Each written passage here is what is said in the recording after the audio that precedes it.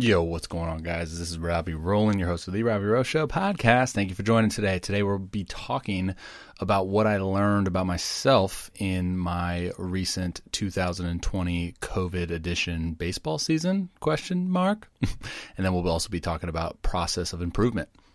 Enjoy. May I have your attention, please? Give him a heater.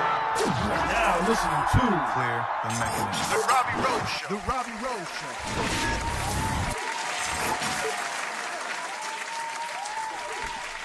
Show.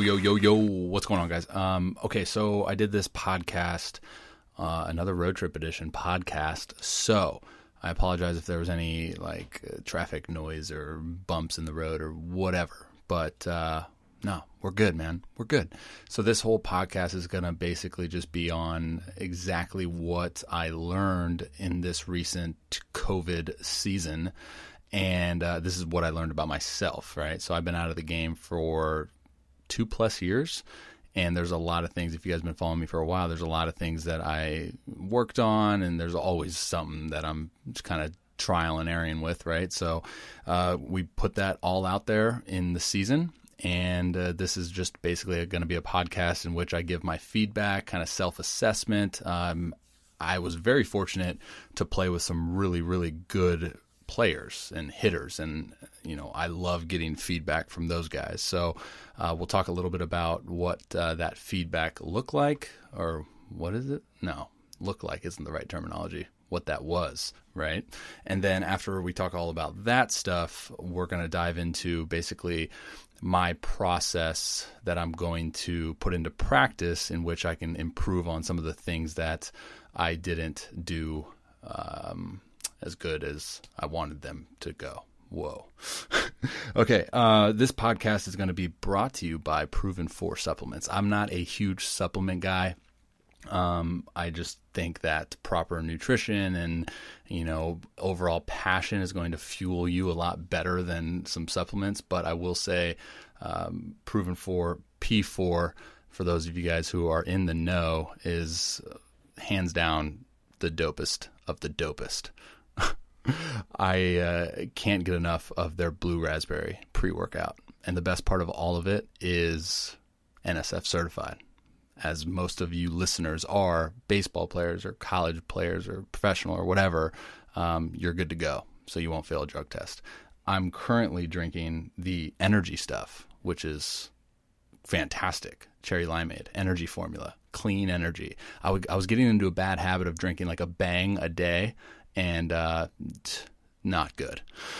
Yeah. Okay. So P4. We partnered up, I want to say about 3 months ago, and they've been great sending me supplements to try and give feedback on. So if you are interested in getting some supplements, some pre-workout energy formula, I even do a post-workout drink as well. They are offering my listeners a discount code ROBBY. That's my name, Robby, at checkout, to get yourself a discount on the products. You can find the link to that in the show notes if you're lazy and you don't want to type in a URL on the website. Just go to the show notes of this episode and you can click the link. Also in the show notes, I'm going to be including, I think I talk about it in the actual episode itself, I'm going to be including the links to view my outing breakdowns. I think I did 8 parts, maybe 9. I want to do one more of my last outing, but things are hectic now that I'm home.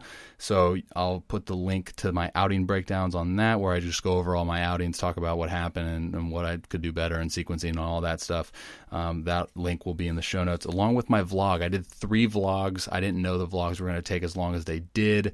And it was a road trip vlog, my first outing vlog, and then my first start day vlog. I'll include the link to that. I'll also include the link to my new ebook on throwing mechanics, arm path, arm action, coaching, and all of that stuff.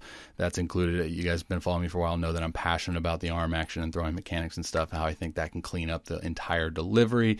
Speaking of delivery and speaking of mechanics, I will also include all of the recent mechanical breakdowns that I've done. I've been getting a lot of requests to do more and more of those, so I will be including mechanical breakdowns from myself on Jacob deGrom, Tyler Glasnow, Garret Crochet. Wow, I just butchered his name, but that's fine. Lefty just got drafted, and now he's throwing 102. There's a lot of things in his delivery that I like. So I'll include the breakdown I did on him, as well as Darvish and Dustin May in the show notes. And I also, last but not least, will include a link so you can subscribe to my website and get yourself a newsletter. Now that I'm home, now I'm back at the office, I will have a lot more time to publish content. I know you guys love content. I love publishing it for you. But I will say I'm in negotiation to play winter ball, so I do not know how much time I will have at the office. With that being said, if you are on the fence about signing up for a mechanical analysis, be sure to get that in within the next month, guys. I'm probably going to discontinue that service for the entire winter ball season because I will be somewhere that's not the United States, and it could just get complicated. But like I said, if you're on the fence, let's get that in while I'm home and at the office. Okay, so like I said, this podcast episode is going to be basically what I learned during my 2020 season, and then the process in which I'm going to put into practice on how we can improve and some of the things that I want to start, doing better at. Whoa. Okay, love you guys. Talk to you after the show. See you. Enjoy. Okay, you guys know the gig, Road Trip Podcast. So let's lay the groundwork. If you guys have yet to hear a podcast of mine in which I've, wow. So first of all, these are the first words that I'm saying today. Second of all, this is what it sounds like if I hit the bumps. Okay, so you might hear that. I do want to say that it's really windy. So I am, it's actually my last day of my road trip home from Kentucky. I've been making great timing. I'm going to Northern California.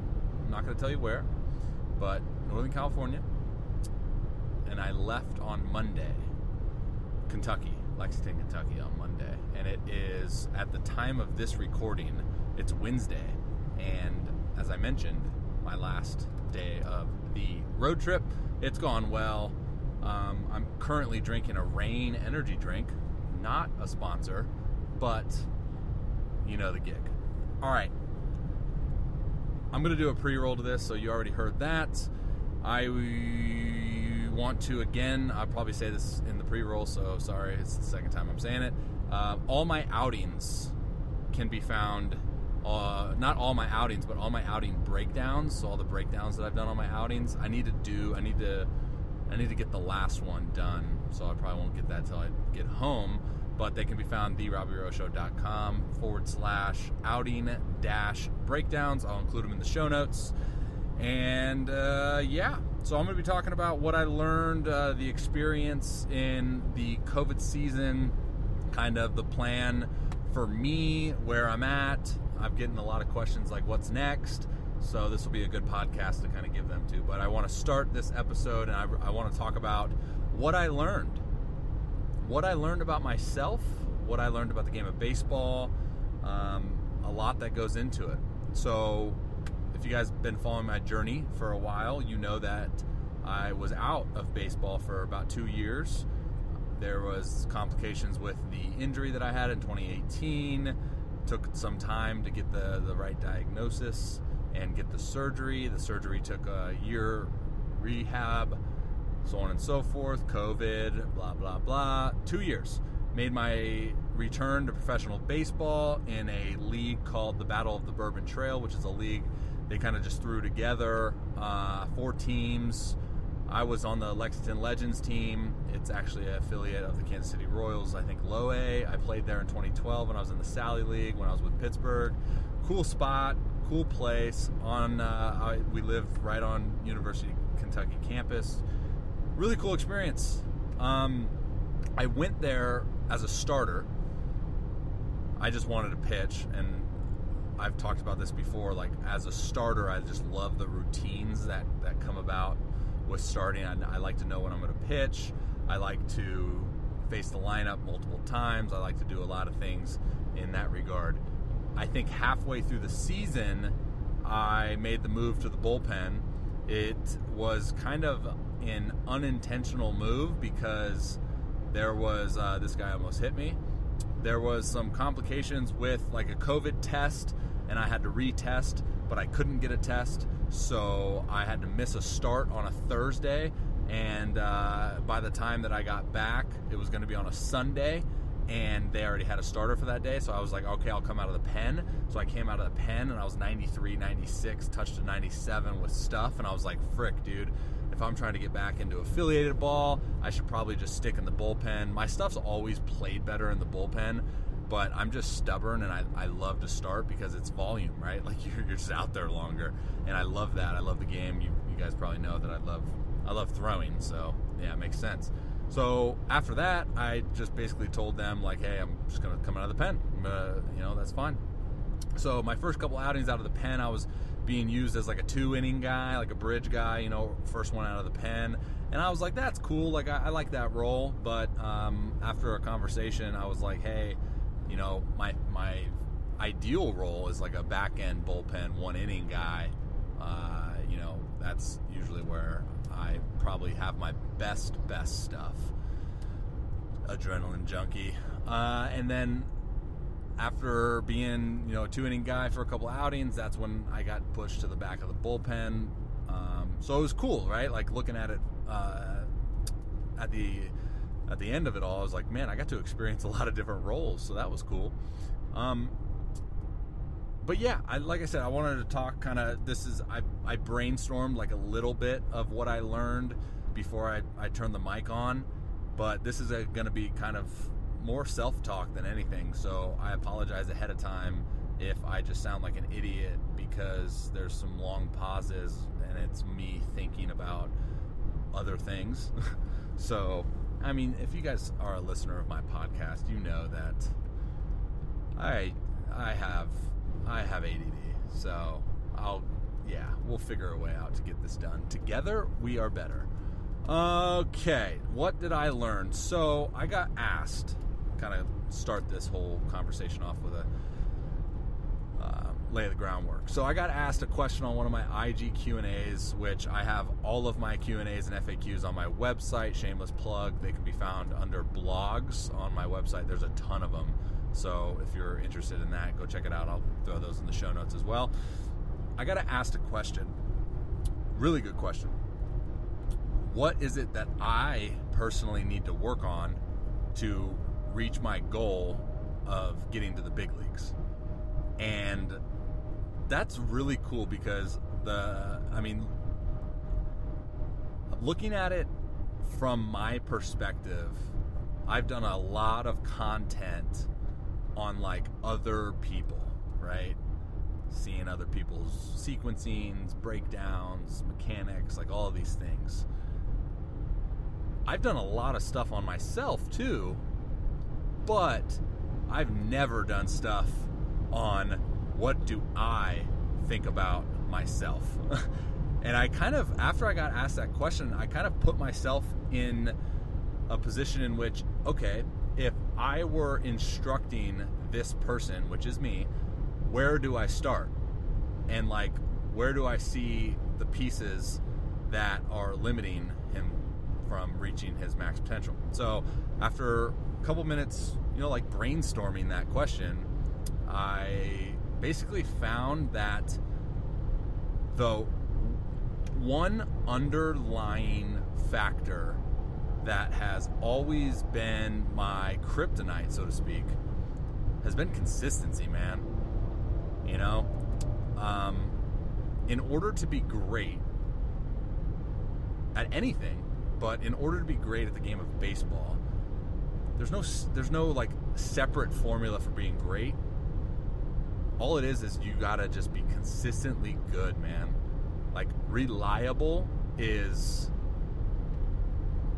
the reliable people, the reliable athletes, they get paid the most. And that's not to say that I do this because I want to cash a paycheck. I'm just saying, like, they are valued, right? So throughout the entire journey, the course of my career, I've been very inconsistent, and I live in reality. Like, I don't have a problem saying that about myself, but I have been very inconsistent. Now, I've been a guy that at times has been at the top of his game, which has been elite level stuff. Okay, so like, you know, I've been to 2 big league camps. I was in fall league. Like, I've been right there. And I've performed at those levels at times, right? But then at times I don't. You know, like, I don't, it's such an interesting concept or interesting dynamic too, because it's like, okay, is that coachable? Is it mental? Is it physical? What is it? Because if you know anything about the game of baseball, you know you're not always going to have your best stuff. I had this conversation the other day, like how many times out of 10 outings do you think you actually have your best stuff? And I said, like, probably 2, like 2 or 3. Out of 10 outings, probably have your best stuff, 2 or 3, where it really doesn't matter, like, approach, sequence, mental, like, whatever. It literally is like, wow, my stuff is so good, it doesn't really matter. Now, the reason I bring all this stuff up is because that was, again, the biggest thing that happened for me in this 7 weeks, maybe 2 months, COVID season. So, I guess I didn't learn that. It was just, like, more apparent. There was times when I would go out in this last season and I would be absolutely dominant and no one could touch me. And then there was times where I went out and people touched me. That sounded weird. People raked me. I have a particular breakdown on, I think, my 3rd start of the season. Faced the team that ended up winning the whole thing, but I gave up like 8 earned runs. And yeah, that was after a start in which I shoved. So again, to be great, to be consistently good. I'm going to talk about this for a little bit because I want to kind of just literally think out loud, just give you everything that I got on it. In the game of baseball, when there's something that's apparent, it's like a thought or like a spark or a bubble that's in your mind, okay? And when that's there, then it becomes a sequence or series of events to physically get that not there. Now, I don't know if that makes sense anything to you guys, but this is the way I look at it. It's like when you throw a ball, okay? If you're a pitcher and you throw a ball, or if you're a hitter and you strike out your first at bat, next rep, what's there? Elephant in the room. I don't want to do that again because it wasn't good, but it's there. So it happens again. It magnifies. Happens again. It magnifies. So our response to that, more oftentimes than not, is to tense up, to stress, or you physically respond by trying to do more and getting out of like your quote unquote flow state, zone, whatever. Okay? I think that's a huge thing for me because I know this about myself. Okay? I know that I've been inconsistent. And so me being a perfectionist, now every time I go out and pitch, I want to prove that I'm not inconsistent. I just want to shove. And that almost results more oftentimes than not in getting out of my flow and getting out of my comfort because now I'm in a state in which I'm trying to do more. Remember how we talked about when you have that good stuff outing or that, you know, you're just show up to the yard and you're like, you feel good. There's no thought. You just go out, you perform, and then you look back and you're like, holy smokes, that was like my best game ever. What did I do? Right? But you don't know what you did because there wasn't thought. Okay? Now, that doesn't happen all the time because, you know, there's things that go into it. I'll talk about what goes into it for me. For me, it's like an apparent thing from a stuff standpoint in which I know that, okay, I don't have that game in which is my best stuff. So then, me being the perfectionist, I try to like overthink and overcomplicate the process in which to get outs, which is sequencing and stuff. So then I kind of fall into this trap of like knowing everything that I know about the game and knowing everything I know about sequencing and reading hitters and all this stuff. I put so much emphasis into this that I'm so active with my thought patterns and my mind that it's actually taking away even more physicality for me, which results in even worse stuff. So to put it simply, overthinking.